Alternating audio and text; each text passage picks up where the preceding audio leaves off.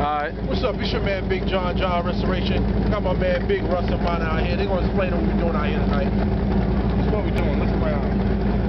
It's Christmas time.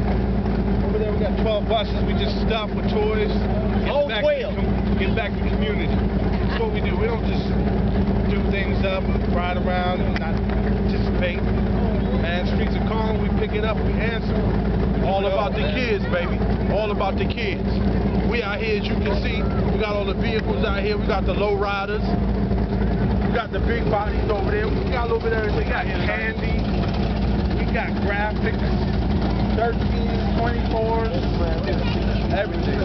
Hey, hold on. We got some 26s too on the Bubble Burb over there. Them 10s, them ain't 26. But look, I keep them clean though, bro. They 10. I keep them clean, Yeah, you keep them clean. You keep them clean.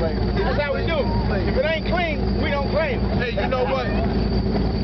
The way I see it is like this. Chestnuts roasting on an open fire.